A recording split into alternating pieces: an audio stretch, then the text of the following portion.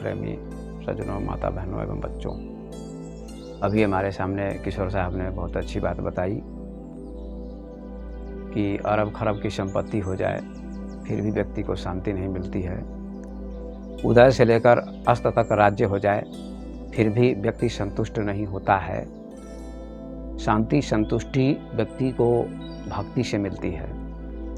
इसलिए कबीर साहब ने कहा, भक्ति महात्म न तुले ई सब कौने का। तो सदगुरु की भक्ति से जो संतुष्टि मिलती है, संत की सेवा से, सदगुरु की सेवा से जो संतुष्टि मिलती है, शांति मिलती है, वो धन से नहीं मिलती है। और आज तक किसी को भी धन से संतुष्टि नहीं मिली है और न मिल सकेगी। न सिकंदर को मिली और न रावण को मिली और न किसी को मिली और न मिलेगी। धन तो मात्र साधन है और साधन के द्वारा हमको सत्य को जानना है। तो इन्होंने बहुत सुंदर व्याख्या की। अब मैं आप लोगों को इस संसार में हम क्यों आए हैं इसकी चर्चा मैं करूंगा।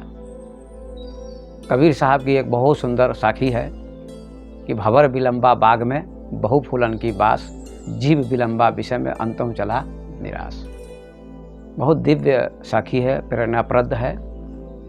उन्होंने जीवों को सचेत करने का प्रयास किया है कि हे जीवों, हे लोगों, तुम इस संसार में किस लिए आए हो, क्यों आए हो, उसके बारे में समझने का प्रयास करो। हम लोग इस दुनिया में यात्रा करने आए हैं। प्रत्येक जीव यात्रा कर रहा है, लेकिन यात्रा घर नहीं होती है। यात्रा में बहुत दुख मिलता है। जब तक कोई यात्रा में होता है तो सुख नहीं मिलता है। ट्रेन की यात्रा करता है व्यक्ति, बस की यात्रा करता है, कभी हवाई जहाज की यात्रा करता है, कभी भारत की यात्रा करता है, कभी इंग्लैंड की यात्रा करता है, कभी अमेरिका की यात्रा करता है, अनेक देशों की यात्रा करता है।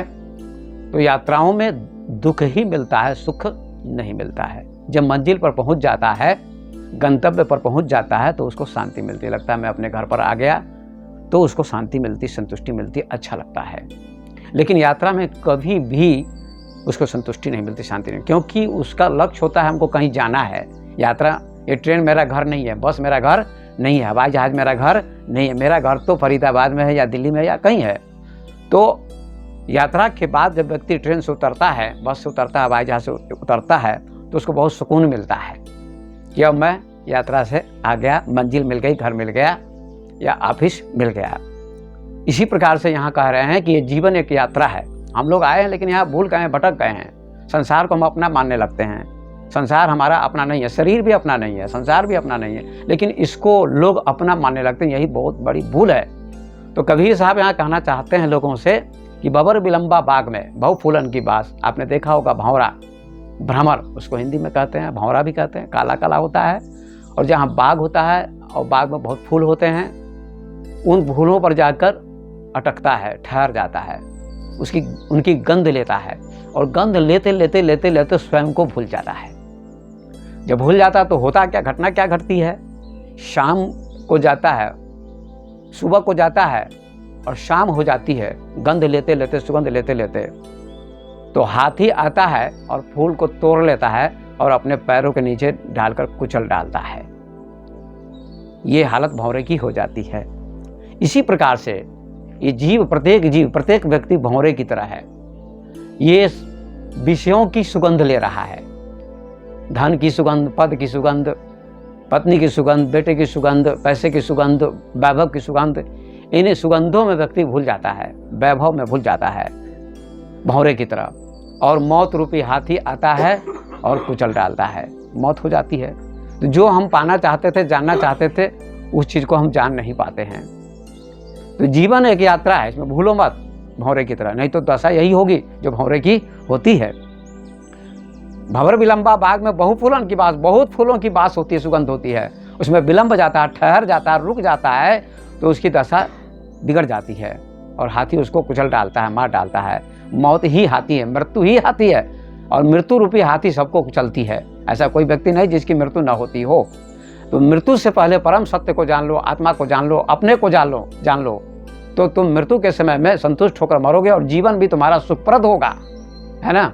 मैं कौन हूँ इसको जानने का प्रयास करो। इसको लोग नहीं जानते कि मैं कौन हूँ। किसी विद्यार्थी से कहो हु आर यू, तुम कौन हो, तो कहेगा I am a student, I am Deepu, है ना, मैं दीपू हूँ। तो तुम्हारा ये नाम है भैया, तुम्हारा नाम है ना, तुम नहीं हो दीपू, तुम्हारा नाम है, तुम तो आत्मा हो, तुम तो चैतन्य हो, तुम तो जीव हो, है ना।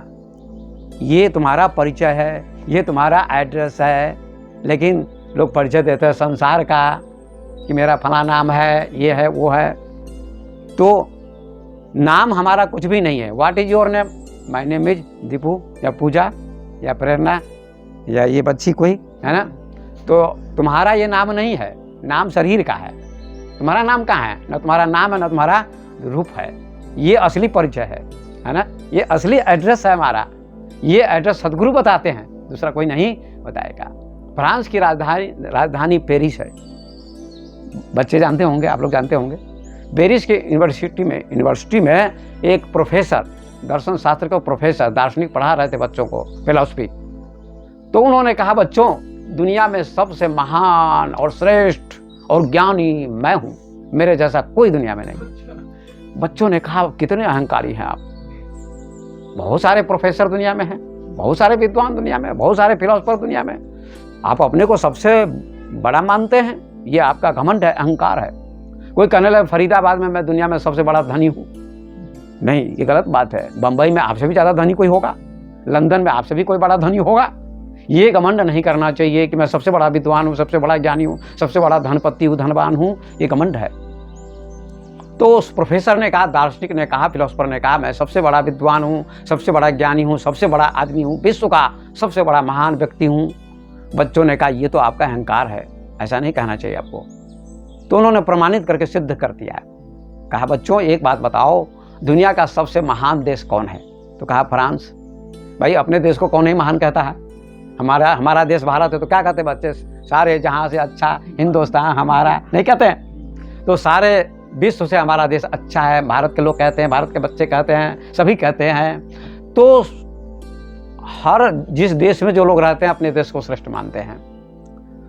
तो बच्चों ने कहा, सबसे श्रेष्ठ देश है फ्रांस। और फ्रांस की राजधानी कहाँ है? कहा, बच्चों, कहाँ है? कहा, पेरिस। और पेरिस में सबसे अच्छी जगह कौन है? कहा, यूनिवर्सिटी, जहाँ हम लोग पढ़ते हैं, शिक्षा मिलती है, एजुकेशन मिलता है। अच्छा। तो वे सारे विद्यार्थी फिलॉसफी के विद्यार्थी थे, दर्शन शास्त्र के विद्यार्थी थे। तो उस प्रोफेसर ने कहा, दार्शनिक ने कहा, बच्चों, सबसे अच्छा विषय कौन है दुनिया में?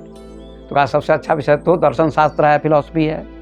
अब जो जिस विषय का अध्ययन करता है उसी को अच्छा बताएगा। तो कहा, सबसे अच्छा विषय फिलॉसफी है, दर्शन शास्त्र है। कहा, दर्शन शास्त्र को पढ़ाने वाला सबसे अच्छा कौन है? कहा, सर, आप हैं। तो कहा, मैं श्रेष्ठ हुआ कि नहीं? कहा, सर, सही कहते हैं आप। प्रमाणित कर दिया उन्होंने। इसका अर्थ है कि हर व्यक्ति श्रेष्ठ है, हर व्यक्ति की आत्मा श्रेष्ठ है, महान है। कर्म करो अच्छा तो आप महान बन जाओगे। बुद्ध भी महान हुए कर्म से, ध्यान से, भक्ति से, सत्संग से। कबीर साहब भी महान हुए ध्यान से, सत्संग से, भक्ति से। योग ज्ञानी कहलाए, दुनिया में उनकी पूजा हो रही है, आदर हो रहा है, लाखों लोग उनकी वाणी पर चल रहे हैं, है ना। ध्रुव हुए, प्रहलाद हुए, विवेकानंद, शंकराचार्य, अष्टावक्र, कपिल, कणाद, गांधी, बहुत सारे महापुरुष हुए। वे महापुरुष, उन्होंने अपने आप को जान लिया कि हम कौन हैं। तो इस संसार में हम लोग आए हैं भूलने के लिए नहीं, याद करने के लिए। कोई विषय बच्चा भूल जाता है, कोई बात भूल जाता है, तो उसको याद करने का प्रयास करता है, या शिक्षक याद कराते हैं, भाई याद करो, याद करो, याद करो। तो याद करते हैं। हम लोग भूल गए हैं अपने आप को, या सत्य कहो, या परमात्मा कहो, या भगवान कहो, एक ही बात है। एकम सद्विप्रा बहुधा वदन्ति। सत्य एक है, वेद के ऋषि कहते हैं, और उसके अनेक नाम है। सत्य कहो, ईश्वर कहो, आत्मा कहो, भगवान कहो, ब्रह्म कहो, चेतना कहो, जीव कहो, उसके अनेक नाम है। जैसे हमको संत कहो, गुरुदेव कहो, चाहे साहब जी को, चाहे महात्मा कहो, चाहे बाबा जी कहो, लेकिन हम तो एक ही हैं। इसी प्रकार से सत्य के अनेक नाम है। तो हम लोग यहाँ दुनिया में आए हैं सत्य को जानने के लिए, उस ईश्वर आत्मा को जानने के लिए, जीव को जानने के लिए। मैं कौन हूँ? हु एम आई, मैं कौन हूँ? तो मैं आत्मा हूँ, मैं चैतन्य हूँ, मैं दृष्टा हूँ, मैं साक्षी हूँ, मैं जीव हूँ, मैं शरीर नहीं, मैं जड़ नहीं, मैं चेतन हूँ। ऐसा बोध होना चाहिए। इसी के लिए हम दुनिया में आए हैं। मैं नेपाल में गया था, मैं बिहार में रहता हूँ, वहाँ से आया हूँ। साहब जी ने बुलाया, बहुत प्रेम साहब जी का हमारा, बहुत दिनों से, 30 साल से, 35 साल से। तो मैं दिल्ली आया, उत्तर प्रदेश आया, वहाँ भागवत कथा भी मैं करता हूँ, तो लोग बहुत कुछ खंडन मंडन भी करते हैं, लेकिन मैं भागवत कथा में अध्यात्म की चर्चा करता हूँ और मैं प्रवचन भी देता हूँ। तो यहाँ आ गया, साहब जी का बहुत प्रेम है तो मैं आ गया, टिकट कैंसिल करवा के आया हूँ। साहब जी ने कहा नहीं आओगे तो बहुत दुख होगा, और हमने भी कहा हमको भी दुख होगा, मैं चला जाऊँगा तो वहाँ पश्चाताप होगा कि मैं पलवल नहीं गया, साहब जी से भेंट नहीं की। और साहब जी से भेंट हो गई, वहाँ आए तो 7-9 दिनों तक लगातार सत्संग होता रहा है। कल फुर्सत मिली, आज हम लोग यहाँ आए हैं, तो यहाँ भी आने का सौभाग्य मिला कि हमने कहा चलो शीला के यहाँ चलते हैं। तो आप बच्चों से भी है ना भेंट हो गई, परिचय हो गया, आनंद आ रहा है, बहुत सेवा भावना आप लोगों के अंदर है, बहुत श्रद्धा है। ये बच्चे पढ़े लिखे लोग हैं, फिर भी श्रद्धा बहुत अच्छी है, देखो निष्ठा कितनी अच्छी है, कितना अच्छा भजन गाया है, बहुत श्रद्धा आप लोगों के अंदर है, बहुत अच्छा संस्कार है, बहुत अच्छी शिक्षा आप प्राप्त कर रहे हैं। संतों के प्रति श्रद्धा, माता पिता के प्रति श्रद्धा, सत्संग के प्रति श्रद्धा, ये श्रद्धावान लभते ज्ञानम, श्रद्धावान को ज्ञान प्राप्त होता है, ये संस्कार है। तो संतों का आगमन होता है, साहब जी का आगमन होता है, तो ये शिक्षा आपको मिली है, बच्चों को मिलती है। तो मैं नेपाल में रहता हूँ, बिहार में रहता हूँ, नेपाल में एक बार गया था, तो एक दीवार पर लिखा हुआ था अंग्रेजी का एक वाक्य, सेंटेंस, तो हमको बहुत अच्छा लगा। हमारे डॉक्टर एक शिष्य हैं नेपाल के, तो उनकी 2 लड़कियां हैं, तो एक लड़की वहाँ बैठी थी, उनके पिता भी बैठे थे, मम्मी भी। तो हमने कहा बच्ची बेटी ये वाक्य जो लिखा हुआ है इसको हमको लिख दो कागज़ पर, मैं याद करूँगा। तो वहाँ लिखा हुआ था life is a journey of experience, जीवन एक यात्रा है अनुभव की। जीवन एक यात्रा है, यात्रा में बहुत अनुभव होते हैं। आप जाओ दिल्ली, बम्बई, चाहे काठमांडू, चाहे विदेश, तो यात्रा में बहुत अनुभव होते हैं, कैसे लोग हैं, कैसा वातावरण है ना, ये सब का अनुभव होता है। तो जीवन एक यात्रा, हम लोग यात्रा करने के लिए आए हैं, ठहरने के लिए नहीं आए हैं दुनिया में, हमको तो जाना होगा ना, संसार को छोड़ना होगा। जैसे यात्रा में हम लोग टिकते नहीं, ठहरते नहीं, हम लोग घर पर जाकर ठहरते हैं, इसी प्रकार से संसार क्या है, यात्रा है, जीवन एक यात्रा है। हम लोग यहाँ सदैव के लिए रहने के लिए नहीं आए हैं, अच्छे काम करने के लिए आए हैं। इसलिए हमने स्कूल में भी पढ़ा है, शिक्षा प्राप्त की है, कॉलेज भी मैंने किया है। तो उसमें मैं बचपन में पढ़ता था, तो एक कविता पढ़ी थी, कुछ काम करो कुछ काम करो, जग में रहकर कुछ नाम करो, है ना, यह जन्म हुआ किस अर्थ हो, समझो जिसमें यह व्यर्थ न हो, प्रभु ने तुमको कर दान किए, सब वांछित वस्तु विधान किए, तुम न समझो अलभ्य किसी धन को, नर हो न निराश करो मन को, कुछ काम करो, जग में रहकर कुछ नाम करो। ये कविता हमने पढ़ी थी, बहुत अच्छी कविता है।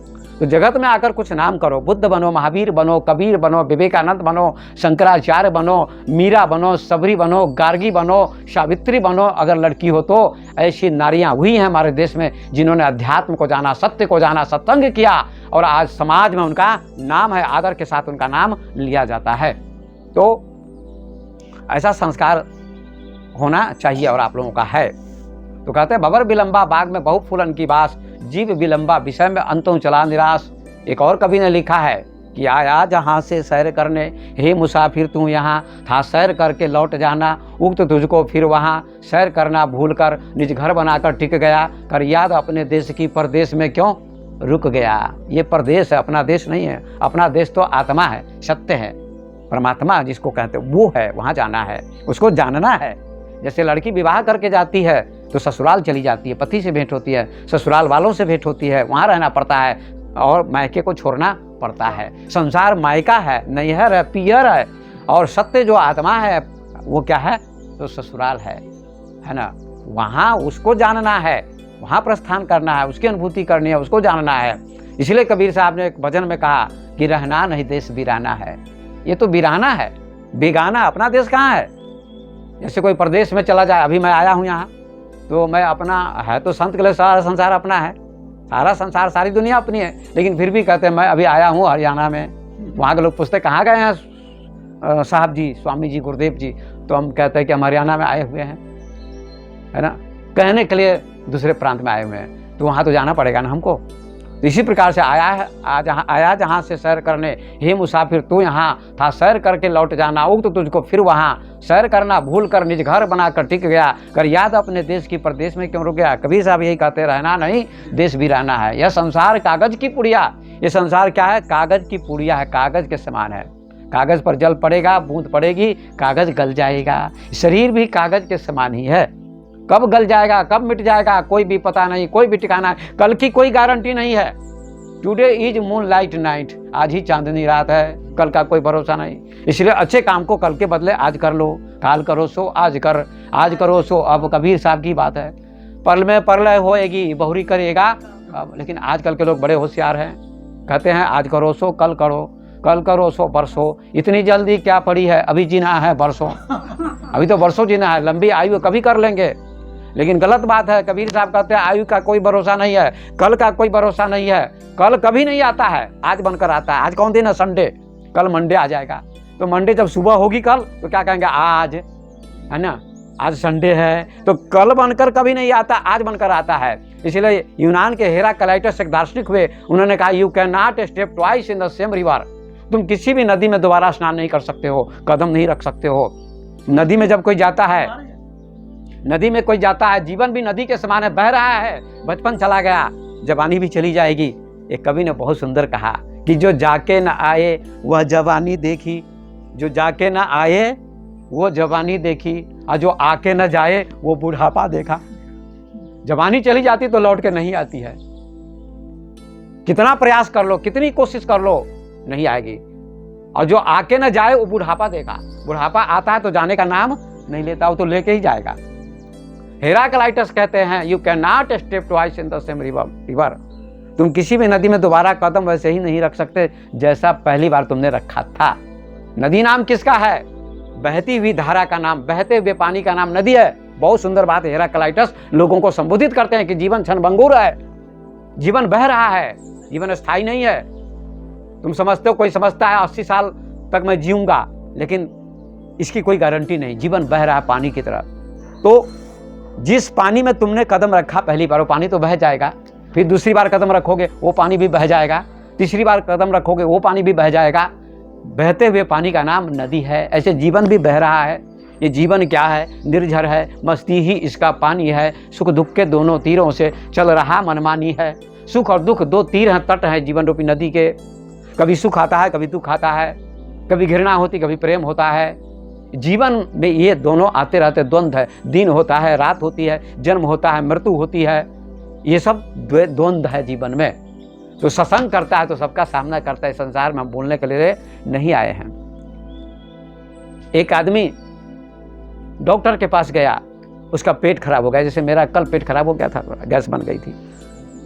दिन में भी प्रवचन हुआ, खजूर का गांव है, साहब जी ले गए, वहाँ सत्संग हुआ 2 घंटे। एक और संत आए तो उन्होंने भी प्रवचन दिया, साहब जी ने प्रवचन दिया। अंत में 1 घंटा मैंने प्रवचन दिया। तो उसके बाद भोजन हुआ। भोजन के बाद फिर आ गए आश्रम में पलवल, वहाँ भी लोग इकट्ठे हो गए। शाम को 8-10 आदमी, प्रत्येक दिन सत्संग होता था, रात में भी और दिन में कहीं कहीं। तो 1 घंटे प्रवचन मैंने दिया। भोजन के बाद तो सुबह में काफ़ी गैस बनने लगी, काफ़ी दिक्कत हो गई। तो साहब जी ने इनो ला कर दिया, इनो हमने पिया 2 बार, तब आराम मिला। इसीलिए कल नहीं आ पाए। यहाँ से फ़ोन गया था, बातचीत हुई थी, मैं सुन रहा था, इसीलिए कल नहीं आ पाए। तो कब क्या हो जाएगा कोई पता नहीं है। पेट खराब हो गया एक आदमी का, डॉक्टर के पास गया, कहा डॉक्टर साहब मेरा पेट खराब हो गया है, दवा दीजिए। डॉक्टर साहब ने कहा पेट खराब के लिए जाओ खिचड़ी खाना, और थोड़ी बहुत दवा भी दे दी, कोई पेट ठीक हो जाएगा, गैस ठीक हो जाएगी। तो कहा खिचड़ी शब्द याद रखना, भूल न जाना। पढ़ा लिखा नहीं था वो, अनपढ़ था। तो आया, रास्ते में याद करते हुए आया, खिचड़ी खिचड़ी खिचड़ी। एक नदी आई रास्ते में, नदी में उसने हाथ पैर धोए और बाहर आया तो भूल गया। तो याद आ गया उसको खा चिड़ी, तो वही रटते हुए जा रहा है, खा चिड़ी खा चिड़ी। तो एक आदमी फसल की रखवाली कर रहा था और पक्षी आते थे, चुग जाते थे फसल। तो उसने कहा कैसा पागल आदमी कहता खा चिड़ी। तो उसने 2 थप्पड़ लगा दिए, कहा ऐसा मत बोलो। कहा क्या बोलूँ, यही डॉक्टर साहब ने कहा था। डॉक्टर साहब ने कहा था खिचड़ी खाना, लेकिन वो भूल गया तो कहता खा चिड़ी या फिर उड़ चिड़ी। तो कहा क्या बोले, कहा उड़ चिड़ी। फसल उड़ाने वाले ने, बचाने वाले ने, रक्षा करने वाले ने कहा अब बोलो उड़ चिड़ी। तो कहा ठीक है यही कहूँगा। आगे बढ़ता उड़ चिड़ी उड़ चिड़ी। एक पक्षी फंसाने वाला मिल गया, शिकारी। उसने कहा ये पागल है, जाल बिछाया हूँ सभी पक्षी उड़ जाएंगे। तो उसको पकड़ लिया, 2 थप्पड़ मारे। कहा क्या बोलते हो उड़ चिड़ी, मैं फंसाने जा रहा हूँ, सभी भाग जाएंगे। कहा क्या बोले, तो कहा आते जाओ फंसते जाओ, आते जाओ फंसते जाओ। उसने कहा ठीक है यही बोलूँगा। आगे बढ़ा, आते जाओ फंसते जाओ। कुछ चोर मिल गए, शाम हो गई थी, चोरी करने जा रहे थे, जोर जोर से बोल रहा था आते जाओ फंसते जाओ। चोरों ने कहा सबको फंसा देगा। चोरों ने उसको पकड़ लिया और 2 थप्पड़ जमा दिए। कहा ऐसा क्यों बोलते हो, ऐसा मत बोलो। कहा क्या बोले। चोरों ने कहा अब बोलो ये रख जाओ और ले आओ, ये रख जाओ और ले आओ, ये रख जाओ और ले आओ। मतलब ये माल रख दो और ले आओ। कहा ठीक है यही बोलूँगा। आगे बढ़ा, यही बोलता चला गया। गांव का एक मुखिया मर गया था, लोग जलाने जा रहे थे, दाह संस्कार करने, सभी शोक मग्न थे। 4 आदमी कंधे पर लिए जा रहे थे, शमशान घाट जा रहे थे। ये उसी रास्ते से जा रहा था तो कहता है ये रख जाओ और ले आओ, ये रख जाओ और ले आओ। लोगों ने कहा ये पागल है, मुखिया जी मर गए हैं। कहता है एक मर गए मुखिया जी, दूसरे को मार के ले आओ। लोगों ने उसको पकड़ा तो 4 थप्पड़ जमा दिए। कहा ऐसा मत बोलो। तो कहा क्या बोले? कहा ऐसी नसीब किसी की न हो, ऐसी नसीब किसी की न हो, ऐसी नसीब किसी की न हो। तो कहा ठीक है, यही कहता हुआ आगे बढ़ा। तो आगे जाता है, एक बच्चे की जांघ में फोड़ा हो गया था। उसके माता पिता चिरवा रहे थे डॉक्टर से। नहीं, शादी हो रही थी किसी की, ऐसी नसीब किसी की ना हो, माने कोई मरे नहीं। तो शादी हो रही थी किसी की, महिलाएं गीत गा रही थी, उसी रास्ते से जा रहा था। तो कहता है कि ऐसी नसीब किसी की ना हो, ऐसी नसीब किसी की ना हो। लोगों ने उसको पकड़ा, फिर मारा। तो कहा ऐसा क्यों बोलते हो? कहा ऐसा हमको डॉक्टर ने सिखाया है, कई डॉक्टर मिल रहे हैं हमको रास्ते में। कहा ऐसा मत बोलो। तो कहा क्या बोले? कहा बोलो कि ऐसी नसीब सबकी हो, ऐसी नसीब सबकी हो। कहा ठीक है, यही कहता हुआ आगे बढ़ता है। फिर रास्ते में एक बच्चे को फोड़ा हो गया था जांघ में, चिरवा रहे थे उसके माता पिता, उसी रास्ते से जा रहा था। कहता है ऐसी नसीब सबकी हो, ऐसी नसीब सबकी हो। उसके माता पिता ने भी उसको मारा, 2-4 थप्पड़ जमाए। कहा ऐसा क्यों बोलते हो, तुम पागल हो क्या? कहा नहीं, हमको तो ऐसा ही सिखाया जाता, हम क्या करें। जो सिखाया जाता मैं याद कर लेता हूँ, उसको मैं याद करता हूँ, पढ़ता हूँ, बोलता हूँ, कहीं भूल ना जाऊँ। तो कहा ऐसा मत बोलो, अब बोलो यह सुख जाए, इधर से सुख जाए, उधर से सुख जाए, इधर से सुख जाए, उधर से सुख जाए, दोनों तरफ से सुख जाए, खाओ। आगे जाता है, एक माली फूलों की सिंचाई कर रहा था, हाँ लगा रहा था, रास्ते से जा रहा है, बोला इधर से सुख जाए, उधर से सुख जाए। माली सिंचाई कर रहा है, हरा भरा करने के लिए, फूल हरे भरे होंगे, सिंचाई होगी। तो माली ने देखा कि ये तो बोल रहा है कि इधर से सूख जाए, उधर से सूख जाए, फूलों के बारे में बोल रहा है। उसने भी पकड़ा, 2-4 थप्पड़ जमा दिए। कहा ऐसा क्यों बोलते हो? कहा ऐसा हमको सिखाया जाता, हम क्या करें। तो कहा ऐसा मत बोलो। कहा इधर भी लग जाए, उधर भी लग जाए, फूल सब तरफ से लग जाए। कहा ठीक है। ऐसा कहते हुए आगे बढ़ा और ये गाँव में जाता है। आग लग गई थी किसी घर में, सब लोग बुझाने में लगे हुए थे। जोर जोर से बोला इधर भी लग जाए, उधर भी लग जाए। लोगों ने पकड़ लिया। कहा ऐसा क्यों बोलते हो? एक बूढ़े बाबा थे, उन्होंने कहा इतना मारो इसको कि मारते मारते खिचड़ी बना दो इसकी। उसने कहा मत मारो। याद हो गया, बहुत पिटाई खाई मैंने, इसी शब्द को याद करने के लिए मैंने बहुत पिटाई खाई है, मार लगी है, अब छोड़ दो। इस कहानी से शिक्षा मिलती है कि उसने पिटाइयाँ तो बहुत खाई है ना, कष्ट झेला, लेकिन शब्द को रटता रहा। जो भी शब्द मिलता था उसको रटते रटते अंत में खिचड़ी शब्द याद हो गया या आ गया। इसी प्रकार से इस दुनिया में हम लोग आए हैं। खिचड़ी माने आत्मा को याद करने के लिए, आत्मा को जानने के लिए, सत्य को जानने के लिए, सत्संग करने के लिए। लेकिन लोग सत्संग को ही भूल जाते हैं। दुनिया के सारे काम करते हैं लेकिन सत्संग नहीं कर पाते। कहते फुर्सत नहीं मिलती है, फुर्सत नहीं मिलती। कब मिलेगी फुर्सत? जब तक रहेगी जिंदगी, फुर्सत न होगी काम से। एक समय ऐसा निकालो, प्रेम करो सतगुरु से आराम से। तो समय निकालना पड़ेगा, नहीं तो मौत प्रतीक्षा कर रही दुनिया में फुर्सत कभी नहीं मिलेगी। बाल कुमार युवा जरा 4 अवस्था आए, जस मुसबा के तके बिलैया असयम घात लगाए। 4 अवस्थाएं होती हैं शरीर की, कबीर साहब कहते हैं। बचपन अवस्था, कौमार अवस्था। कौमार अवस्था किसे कहते हैं? 14 वर्ष की अवस्था को। उसके बाद जवानी आती है, उसके बाद बुढ़ापा आता है, सारी अवस्थाएं बीत जाती हैं, मौत आती है। मौत क्या है? बिल्ली की तरह है। और हमारी आयु क्या है, हमारी जिंदगी क्या है, हमारा जीवन क्या है? चूहे की तरह है। कब मौत रूपी बिल्ली हमको निगल जाए इसकी कोई गारंटी नहीं है, इसका कोई भरोसा नहीं है। इसलिए मृत्यु से पहले हमको भक्ति कर लेनी चाहिए, सत्संग कर लेना चाहिए, भजन कर लेना चाहिए, सतगुरु की पूजा कर लेनी चाहिए, अपने आप को जान लेना चाहिए। यही हमारे जीवन का उद्देश्य है, यही हमारे जीवन का एम है। एक और यात्री यात्रा कर रहा था, रास्ते में भटक गया जंगल में। राक्षस देखा, पिशाच देखा, डाकनी शाकनी हाकनी ऐसा लिखा है कहानी में, एक प्रतीक है। भटकते भटक गया वो रास्ते से, भटकते भटकते क्या देखा? एक कुआं है और कुएं में पीपल का वृक्ष लगा हुआ है। उसने पीपल के वृक्ष की डाली पकड़ ली और उल्टा लटक गया कि मुझे शेर नहीं पकड़ेगा, बाघ नहीं खाएगा, शेर नहीं खाएगा। उल्टा लटक गया तो क्या देखता है? नीचे की ओर सिर, ऊपर की ओर पैर थे उसके दोनों। कुएं में एक सर्प था, जो फन मतलब काढ़े हुआ था और आवाज़ कर रहा था, बोल रहा था, फुफकार कर रहा था। जो कुएं में लटका हुआ आदमी था, यात्री, उसने कहा मैं तो बचने के लिए कुएं में आया, डाली पकड़ के मैं लटका हुआ हूँ और ये सर्प नीचे है, अगर मैं डाली को छोड़ता हूँ तो कुएं में गिरूंगा, सर्प मुझे डंक मारेगा, मैं मर जाऊंगा। फिर क्या देखता है, 2 चूहे जिस वृक्ष की डाली को पकड़ के वह लटका हुआ था उसकी जड़ को काट रहे थे। उसको तो और भय लगने लगा, हाथ पैर कपने लगे कि अब डाली छूटेगी, अब टहनी छूटेगी, अब मैं गिरूंगा और मेरी मौत हो जाएगी, मैं मर जाऊंगा, सर्प डंक मारेगा। 2 चूहे काट रहे तो उस वृक्ष की जड़ को, वे चूहे कौन हैं? और ऊपर देखता है तो एक हाथी खड़ा है, उसकी 6 सूंड थी। हाथी का एक ही मुंह होता है, एक ही सूंड होती है।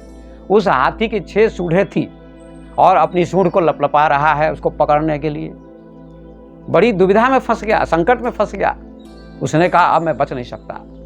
तुलसीदास जी ने लिखा है, ग्रह ग्रहित पुनि बात बस, तही पुनि बीछी मार, ताहि पिया बही बारुनी कहूँ कौन उपचार।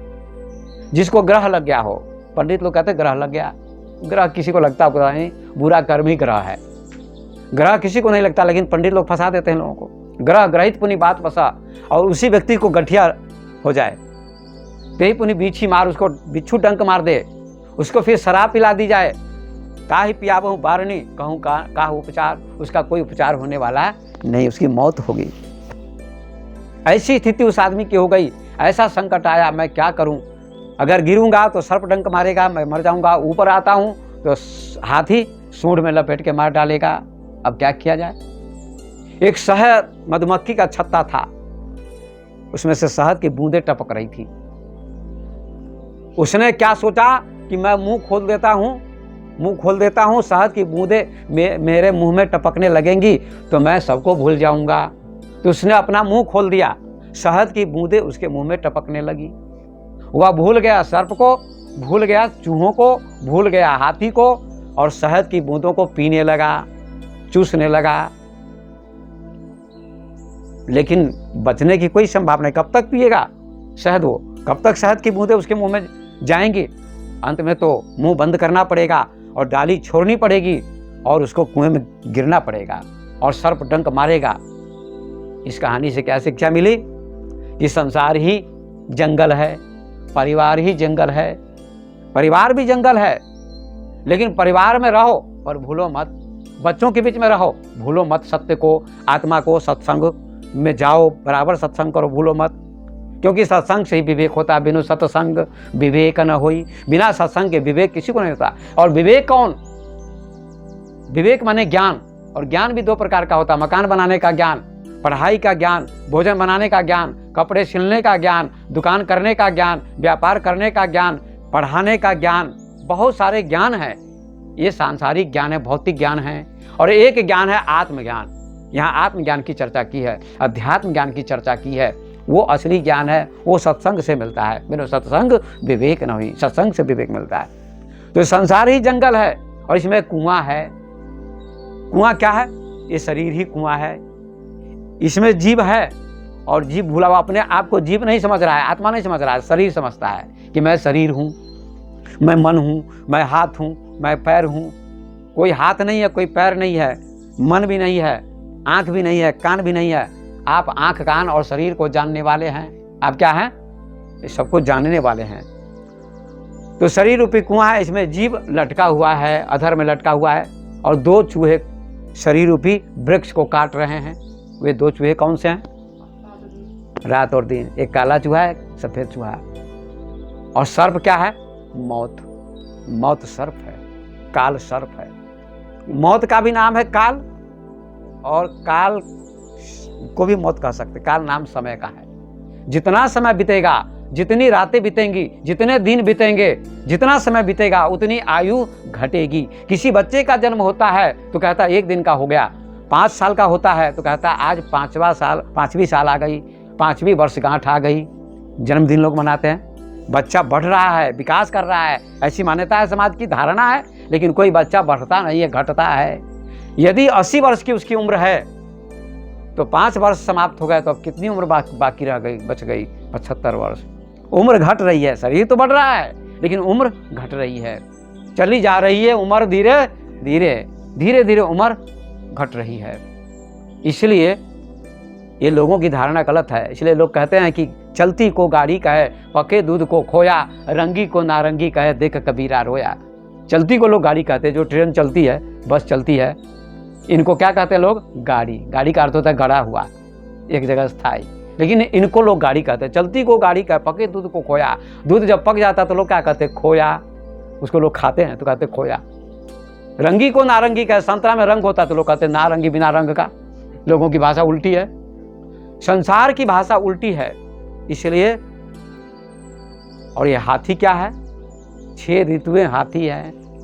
वर्ष में 6 ऋतुएं आती हैं। अभी सर्दी है, फिर आएगी बसंत ऋतु, फिर आएगी ग्रीष्म ऋतु, फिर आएगी बरसात ऋतु, फिर आएगी शरद ऋतु, फिर आएगी हेमंत ऋतु। ये 6 ऋतुएं हैं। इन्हीं के 6 मुख हैं, 6 सूढ़ हैं। इन्हीं में जीव उलझा हुआ है, भुला हुआ है।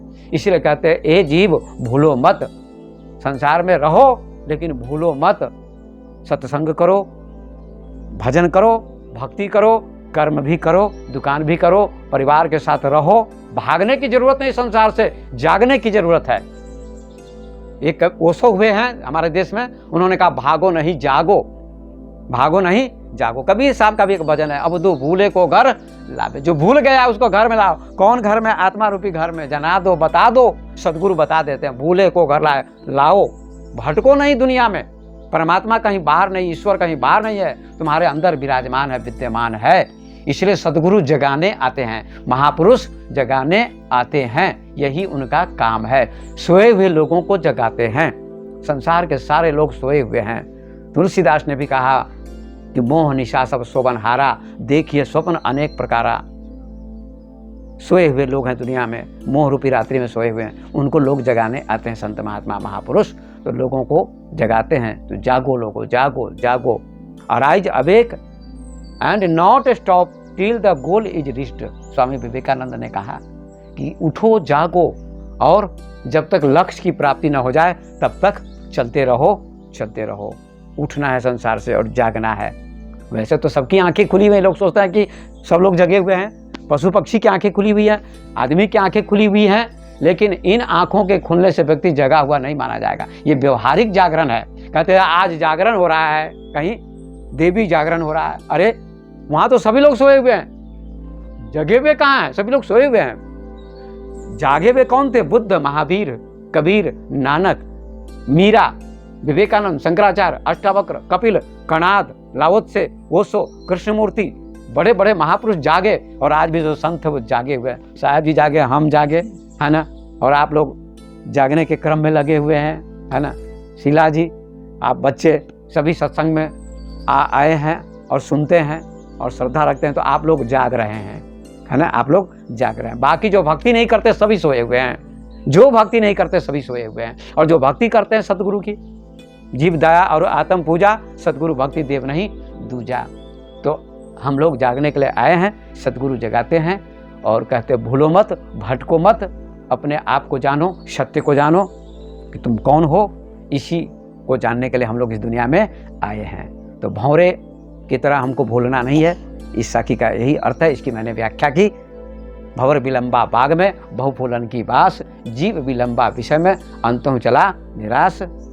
और सतगुरु कबीर साहब ने कहा कि रहना नहीं देश बिराना है, यह संसार कागज की पुड़िया, बूंद पड़े गल जाना है, ये संसार झाड़ और झांकर आग लगे पर जाना है, ये संसार कांटे की बाड़ी, उलझ पुलझ मरी जाना है। कहत कबीर सुनो भाई साधो, सतगुरु नाम ठिकाना। एक ठिकाना मात्र सतगुरु की शरण है, वही ठिकाना है। उनकी शरण में आ जाओ। आप लोग आ गए, धन्यवाद के पात्र हैं। जो सतगुरु की शरण में आ जाते वही जाग जाते हैं और जीवन मुक्त हो जाते हैं। उनके जीवन में सफलता आती है और सत्य को जान लेते हैं और व्यवहार भी उनका सफल होता है और परमार्थ भी सफल होता है। इन्हीं शब्दों को कहकर मैं विराम देता हूँ अपनी वाणी को। आप सबका कल्याण हो, सत्संग में आस्था बनी रहे। धन्यवाद।